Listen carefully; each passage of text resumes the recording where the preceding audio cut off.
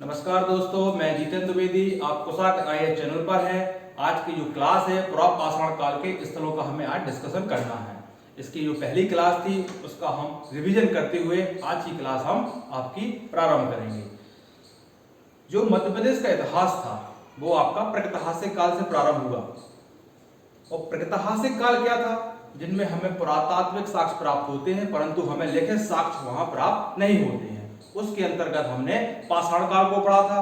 पाषाण काल को हमने 3 भागों में डिवाइड किया था। आपके पुरापाषाण काल, मध्य पाषाण काल और आपका नवपाषाण काल। इन तीनों को हमने कालांतरों के हिसाब से बताया था कि इनमें टाइम का डिफरेंस है और दूसरा आपका औजारों की बनावट के आधार पर भी उनमें तीनों में अंतर था। उसके बाद पुरापाषाण काल को हमने 3 चरणों में बताया था कि ये 3 चरणों में कंप्लीट हुआ है। पहला जो चरण था वो निम्न पुरापाषाण काल, दूसरा मध्य पुरापाषाण काल और आपका तीसरा जो था वो आपका उच्च पुरापाषाण काल था। तीनों का टाइम पीरियड बताया गया था कि 2.5 लाख ईसा पूर्व से लेकर आपके 1 लाख ईसा पूर्व के मध्य है और दूसरा आपका 1 लाख ईसा पूर्व से आपका 40,000 ईसा पूर्व के मध्य है। वहीं आपका जो लास्ट वाला था वो आपका 40,000 ईसा पूर्व से 10,000 ईसा पूर्व के मध्य था। यानी जो पुरापाषाण काल था वो आपके 2.5 लाख बीसी से लेके आपका 10,000 बीसी के मध्य था। उसके बाद हमने वहां बताया था आपको कि यहाँ उन्होंने आग का आविष्कार किया है। वहीं उन्होंने जो उनकी कुछ विशेषताएं थी कि वो खाद्य संग्रह करते थे, शिकार करते थे, आर्किटेक्ट करते थे और पशुपालन का उन्हें वहां ज्ञान नहीं था। वो जनरली उनको मारकर खा जाया करते थे। और जो सबसे इंपॉर्टेंट था कि जो औजार थे वहां वो क्वार्ट्जाइट की नरम चट्टानों से निर्मित हुए थे, जैसे आपके चापर, हस्त, कुटार, आपका फ्लैग, ब्लेड आदि। और उनमें एक और विशेषता थी कि वो बिना वेट वाले आपके औजार थे। ये सब हम पिछली क्लास में डिस्कस कर चुके हैं। वहीं मैंने आपको जीवाश्म के बारे में भी पिछली क्लास में बताया था कि जीवाश्म क्या होता है, किस प्रकार वो चट्टानों में परिवर्तित हो जाते हैं और उसके अध्ययन को क्या कहते हैं। ये पूरा डिस्कस हम पिछली क्लास में कर चुके हैं। आज जो हमें डिस्कस करना है वो पुरापाषाण काल के हमें स्थलों के बारे में जो एग्जाम में पूछे जाएंगे कि आपके जो पुरापाषाण काल के जो स्थल हैं वो मध्य प्रदेश में हमें कहां कहां प्राप्त हुए हैं। ये पुरापाषाण काल के हमें आज स्थलों की बात करना है कि वो कहां कहां हमें मध्य प्रदेश में प्राप्त हुए हैं। तो जब मैं बता रहा था आपको पुरापाषाण काल तो बताया था कि जो ये मानव सभ्यता या आदि मानव थे, ये आपके पठारों पर, नदी के किनारों पर और आपके खो में, झीलों के खो वगैरह में जनरली पाए जाते हैं। तो वहीं उनके हमें क्या मिलेंगे? साक्ष्य मिलेंगे। अब मध्य प्रदेश में जो नदियां हैं उन घाटियों में हमें ये इसके साक्ष्य मिले हैं, एविडेंस मिले हैं। तो कौन कौन सी नदी घाटियों मिले हैं वो थोड़ा सा देख ले आप। यहाँ आपकी नर्मदा निकलती है अमरकंटक अनूपपुर से और बहती हुई वो आपकी खम्बात की खाड़ी में जाकर गिरती है। तो इस पूरे जो नर्मदा वाला पूरा रीजन है इसमें हमें आपके पुरापाषाण काल के बहुत सारे साक्ष्य प्राप्त हुए हैं। जैसे आप देखें नर्मदा घाटी के अंतर्गत देखें आप, आपका नरसिंहपुर और होशंगाबाद, मैं जनरल आपको रफली बता रहा हूं मैप के थ्रू, इन दोनों डिस्ट्रिक्टों के मध्य में पुरापाषाण कालीन जीवाश्म प्राप्त हुए। ये किसके अंतर्गत है? नर्मदा घाटी के अंतर्गत। क्योंकि जो ये साक्ष्य मिलेंगे हमें नर्मदा, चंबल, सोन, बेतवा, आपका भीमबेटका वगैरह में मिलेंगे। तो आप पहला देखें नर्मदा घाटी के में कहां मिले, क्योंकि नर्मदा घाटी का रेंज है। कंसेप्ट पकड़िए आप यहां से। तो हमें जो साक्ष्य मिलेंगे और आपके नरसिंहपुर और होशंगाबाद की मध्य हमें पुरापाषाण काल के आपको साक्ष्य प्राप्त हुए। वहीं होशंगाबाद जिले के हथनौर में हमें मानव खोपड़ी के कुछ क्या मिले? अवशेष प्राप्त हुए। किस काल के अवशेष प्राप्त हुए? हमें पुरापाषाण काल के अवशेष प्राप्त हुए। और ये क्वेश्चन आपका प्रीलिम्स के दृष्टिकोण से महत्वपूर्ण है। जैसे पुरापाषाण काल में एक आविष्कार किसका हुआ? आग का हुआ, वो महत्वपूर्ण है। दूसरा आपका होशंगाबाद में हथनौर में मानव की खोपड़ी जो प्राप्त हुई है ये भी आपका प्रीलिम्स के दृष्टिकोण से बहुत महत्वपूर्ण है। वहीं कुछ जो मैंने कुछ लिख दिया आपको, जो थोड़ा सा जैसे बरमान घाट होता है, देव कछार या आपके नरसिंहपुर जिले के अंतर्गत आते हैं। क्या था कि जो आपकी अभी तो बात हो रही है नर्मदा घाटी रीजन की, तो इसी में आपको नरसिंहपुर डिस्ट्रिक्ट हो गया। वहीं आपका हरदा से लेकर आपका अमरकंटक, जबलपुर के भेड़ाघाट आदि में हमें स्तनधारी जीवाश्म प्राप्त हुए हैं। ठीक है। और कुछ पुरापाषाण कालीन हमें कुल्हाड़ियां भी प्राप्त हुई हैं। वो कहां से प्राप्त हुई हमें? नर्मदा के उत्तरी, ये नर्मदा नदी जा रही है, इसकी उत्तरी में हमें आपके कुछ नाम, आपके नाम है देवरी, ये नाम आप एक दो बार पढ़ेंगे तो आपको ये याद हो जाएंगे। जैसे आपके सुखचाई नाला, गुड़धाना, केड़ घाटी, बरकोस, संग्रामपुर के पठार और दमोह से हमें प्राप्त हुई। क्या प्राप्त हुई? पुरापाषाण कालीन कुल्हाड़ियां। ये तो नर्मदा घाटी के अंतर्गत आपको ये कुछ जो एविडेंस प्राप्त हुए ये था। वहीं आपको सोन घाटी, क्योंकि सभी जो हमें आपके एविडेंस मिलेंगे वो नदी घाटियों में ही ज्यादातर मिले हुए हैं। तो जो सोन घाटी का मतलब सोन नदी की बात हो रही है, ये पूरब की तरफ बहती है सोन, नर्मदा पश्चिम की तरफ आपकी बहती है और आपकी जो सोन नदी है वो आपकी पूरब की तरफ बहती है। तो सोन घाटी में आपके जो उत्खनन करता थे निसार अहमद, उन्हें यहाँ आपके सोन घाटी जिसमें पुरापाषाण काल के बहुत सारे अवशेष प्राप्त हुए। वहीं आपका महादेव पिपरिया जो कि होशंगाबाद जिले के अंतर्गत आता है, वहां आपके सुबेकर साहब को, ये भी आपके उत्खनन करता थे, उन्हें वहां 860 औजार प्राप्त हुए। कहां? पुरापाषाण काल के। जो आपके सुबेकर हुए, निसार अहमद हुए, एच.डी. सांकलिया हो गए, ए.बी. जोशी साहब हो गए, ये सब ने नर्मदा घाटी का, किसी जैसे आपका सोन घाटी का आपका निसार अहमद साहब ने, और आपका सुबेकर साहब नर्मदा की है। इसका मैं चार्ट अगली क्लास में यहाँ बता दूंगा या मुंह से बोल दूंगा कि कौन कौन से उत्खननकर्ता ने किस नदी घाटी का उत्खनन किया है। ये तो हो गया नदी घाटियों के आसपास जो हमें साक्ष्य प्राप्त हुए हैं मध्य प्रदेश के अंतर्गत। जो सबसे महत्वपूर्ण हमें एविडेंस प्राप्त हुआ है, जो आपका पर्यटन दृष्टिकोण से भी इंपॉर्टेंट है, जब वो पर्यटन वाला आपका टॉपिक स्टार्ट होगा वहां भी हम आपको भीमबेटका के बारे में बताएंगे, और यहां हम पुरापाषाण काल के परिदृश्य भी आप उसको आज बताएंगे, क्योंकि ये ज्यादा इंपॉर्टेंट एविडेंस है आपके पुरापाषाण कालीन स्थल के बारे में। ये भीमबेटका जो है, भोपाल से आप 46 किलोमीटर दक्षिण की तरफ आएंगे तो वहां आपको रायसेन जिले के अंतर्गत आपको भीमबेटका प्राप्त होगा, जो 10,000 किलोमीटर वर्ग किलोमीटर में फैला हुआ है। इसके पास ही आपको राताबारी सेंचुरी भी है, रातापानी सेंचुरी भी भीमबेटका के पास ही है। वहीं यहां जो हमें शैलचित्र प्राप्त हुए हैं, 500 शैलचित्र प्राप्त हुए हैं। 5 पुरापाषाण काल के हैं, बाकी मध्य पाषाण काल के जो पेंटिंग वगैरह है वो आपकी नवपाषाण काल से भी या नव या मध्य के आसपास की हमें कारण विधि से पता चलता है। ये तो और एक वहां हमें गुफा मिली है, गुफा श्रेणी प्राप्त हुई, जिससे वहां लगता है कि वहां कभी एक मानव की बस्ती रहा हुआ करती होगी।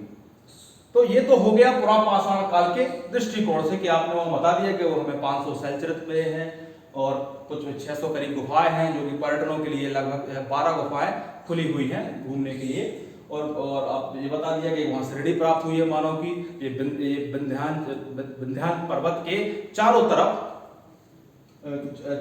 इसके विंध्याचल पर्वत फैला हुआ है। अब ये तो हो गया आपका पुरापाषाण काल के अंतर्गत। अब मैं थोड़ा सा पर्यटन के दृष्टिकोण से बताऊं, क्योंकि इसकी जो खोज हुई है आपकी भीमबेटका की, वो डॉक्टर विष्णु श्रीधर वाकड़कर साहब ने की है। इन पर मैं जोर इसलिए दे रहा हूं क्योंकि ये मध्य प्रदेश के हैं और आपको 3 मार्कर में एमपी से इनको पूछा जा सकता है। उनका नाम था आपका डॉक्टर विष्णु श्रीधर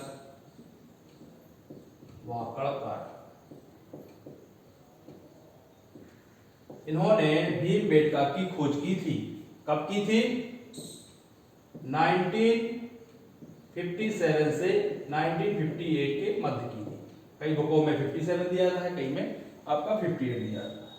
और ये जो विष्णु वाकड़कर साहब हैं वो आपके नीमच जिले, पहले मंदसौर के अंतर्गत था, फिर वो डिवाइड हुआ तो नीमच जिले में इनका जन्म हुआ आपका 4 मई 1919 को, और 1988 को इनका निधन हुआ। इनका जन्म नीमच में हुआ और उनकी जो दीक्षा या कर्मस्थली बोले वो उज्जैन में हुई, और उज्जैन के विक्रम विश्वविद्यालय में इन्होंने अपना अध्ययन प्रारंभ किया। वहीं इन्होंने 1957 और 58 में इन्होंने भीमबेटका की खोज की। ये भी एक रोचक कहानी है, जब ये वहां से रेल लाइन से गुजर रहे थे तो उन्होंने देखा कि ये कुछ गुफाएं, चट्टानें वगैरह पर्वतों के बीच में, जंगलों के बीच में है। तो उन्होंने पता किया कि ये क्या है।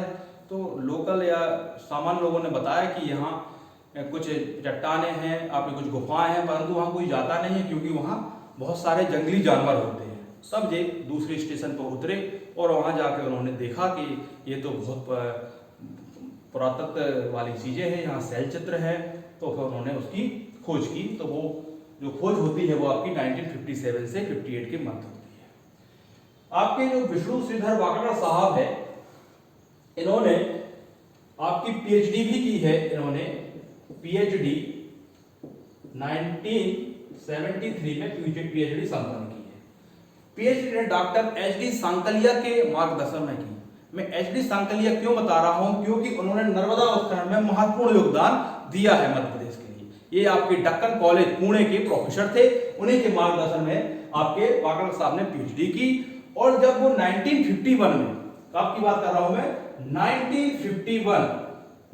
1951 में आपके जो वाकाडकर साहब थे एच.डी. सांकलिया के साथ, जब वो महेश्वर नाबदा टोली का उत्खनन कर रहे थे तब उनके वो साथ थे। बाद में उन्होंने पीएचडी भी की उनके कॉलेज से। इसके बाद इनके लिए जो महत्वपूर्ण है वाकाडकर साहब के लिए, इन्होंने 1975 जो इंपॉर्टेंट क्यों कह रहा हूं, क्योंकि इन्हें पद्मश्री सम्मान प्राप्त हुआ। और इनका एक योगदान सबसे ज्यादा होता है, जो सरस्वती नदी विलुप्त हुई थी उसका इन्होंने मार्ग बताया था कि सरस्वती नदी का मार्ग कहां से निकलता है।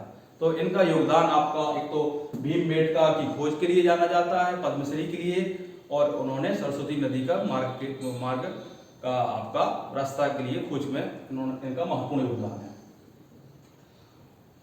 क्योंकि 3 मार्कर में जब आपसे पूछा जाएगा वाकाडकर साहब, तो आप उनका जन्म और मृत्यु वाला जो एक, जैसे इसी को लिखना हो मुझे 3 मार्कर में, तो क्या लिखूंगा, आप श्री वाकाडकर साहब लिखे, यहाँ लिख दे 1919 से आपका 1988।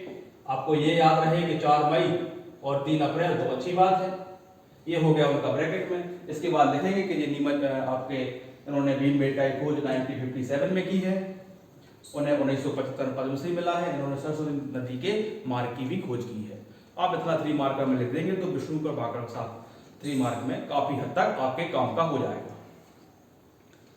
ये इसलिए जोड़ दिया गया है आपको वाकाडकर साहब के लिए क्योंकि ये मध्य प्रदेश के हैं और 3 मार्कर में आने की ज्यादा संभावना है मेंस के दृष्टिकोण से।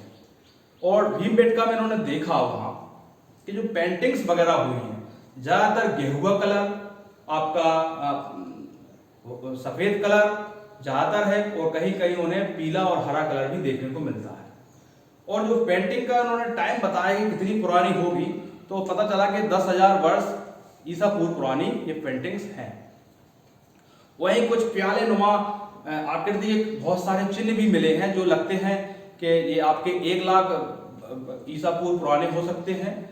और उसमें कुछ जीवन के जो दैनिक आपकी गतिविधियां होती हैं उसका उसमें चित्रण किया गया है। जो चित्र बने हुए हैं, कई बार शिकार करते हुए देखा गया है, कभी हाथी घोड़ों पर सवारी करते हुए, कुछ चित्र आपके घड़ियाल, हाथी, सिंह वगैरह के भी बनाए हुए उन्होंने। और एक दैनिक जो उनका दैनिक कार्यक्रम होता था वो भी उन्होंने उस पर पेंटिंग वगैरह की हुई है। कहीं तो उन्होंने उसमें सामूहिक नृत्य करते हुए भी देखा गया है उन्हें, और कुछ धार्मिक प्रतीक वगैरह भी ऐसा कुछ देखा गया है। तो उन्होंने जो था उस समय का उनका, उन्होंने पत्थरों पर उकेरा है। तो ये तो भीमबेटका का पर्यटन दृष्टिकोण से भी मैंने बता दिया। और आपका इसमें जो आज एक एक्स्ट्रा चीज बताई है वो श्रीधर विष्णु वाकाडकर साहब के बारे में बताई है। और इसके बाद जो स्थल है आपके पुरापाषाण काल के, वो लगभग कंप्लीट हो जाते हैं। कुछ चीजें और बची हैं जो मैं बोल दे रहा हूँ कि आपके जो भीमबेटका और रीवा में कुछ उन्हें छुरी वगैरह भी मिली हुई है, ठीक। और लगभग कंप्लीट है पुरापाषाण काल के स्थल आपके। कुछ जो उत्खनन करता बसे है वो मैं आपको कल की क्लासों में और मध्य पाषाण काल जब प्रारंभ करूंगा तो उसमें उसको डिस्कस कर दूंगा। आज जो पढ़ा है उसको रिवीजन करते हुए क्लास को हम आज कंप्लीट करेंगे। आज मैंने बताया आपको के जो पुरापाषाण काल है मध्य प्रदेश में, वो हमें नदी घाटी क्षेत्र में मिले हैं, जैसे नर्मदा, चंबल, आपका सोन, बेतवा, भीमबेटका आदियों में हमें प्राप्त हुए। वहीं बताया गया आपको जबलपुर और नहीं, वहां बताया गया आपको नरसिंहपुर और होशंगाबाद के मध्य हमें जीवाश्म प्राप्त हुए हैं। वहीं होशंगाबाद के हथनौर में हमें मानव की एक खोपड़ी के अवशेष प्राप्त हुए हैं। वहीं आपको बताया गया कि नरसिंहपुर के देव पछाड़ और बरमान घाट और उत्तरी नर्मदा के अमरकंटक से हरदा के बीच और आपका जबलपुर के भेड़ा घाट, इस रेंज में हमें क्या प्राप्त हुए हैं? स्तनधारी पशुओं के जीवाश्म प्राप्त हुए हैं। वहीं पुरापाषाण काल के कुछ कुल्हाड़ियां प्राप्त हुई है, जैसे उत्तर में देवरी, आपका सुखचाई नाला, बुरधाना, केड़ घाटी, बुरको, संग्रामपुर के पठार और दमोह से प्राप्त हुई है। और जो आपके सुपेकर सांप है, उन्हें आपके पिपरिया में 860 औजार प्राप्त हुए हैं आपके पुरापाषाण काल के। और जो निसार अहमद साहब है, उन्हें सोन घाटी क्षेत्र में भी कई पुरापाषाण काल के स्थल प्राप्त हुए हैं। और इसके बाद हमने आपको भीमबेटका के बारे में बताया कि हमें वहां 500 शिलाचित्र मिले हैं, कुछ आपके पुरापाषाण काल के हैं, उसके बाद आपके मध्यपाषाण काल के हैं। उसके बाद हमने आपको कुछ विष्णु श्रीधर वाकड़वाग के सांप के बारे में बताया कि ये इन्होंने भीमबेटका को कैसे खोजा और कब इन्हें पद्मश्री मिला, कब इन्हें सरस्वती नदी की खोज की। ये काफी देशों की इन्होंने यात्रा भी की। जैसे जब मैं डिस्कस करूंगा इन व्यक्तित्व के बारे में तो बताऊंगा कि ये ऑस्ट्रेलिया, आपके अमेरिका, यूके, फ्रांस, स्पेन वगैरह में कई जगह इन्होंने भ्रमण भी किया है। वहीं एक चीज और बताना भूल गया था कि भीमबेटका का जो नाम है आपका, महाभारत के भीम जो आपके थे युधिष्ठिर के दूसरे नंबर के भाई, उनके नाम पर यहाँ जब वो अज्ञातवास का समय अपना व्यतीत कर रहे थे तब उनकी वहां बैठक लगा करती थी। इसी नाम उन्होंने इसका जो नाम पड़ा है वो पड़ा है कि भीम, और भीम की बैठक जहां लगती थी इसलिए उसका नाम भीमबेटका रख दिया। कुछ और चीजें होंगी जब हम पर्यटन स्थल की यात्रा करेंगे तो उसमें हम काफी और विस्तार से भीमबेटका को पढ़ेंगे। आज के लिए इतना ही। कल की जो क्लास है हमारी, कुछ उत्खननकर्ताओं को हम बता देंगे आपको कि नर्मदा घाटी किसने उत्खनन किया और चंबल, सोन, इस प्रकार, और मध्य पाषाण काल को भी हम कल कंप्लीट करने की कोशिश करेंगे। आज के लिए इतना ही। धन्यवाद।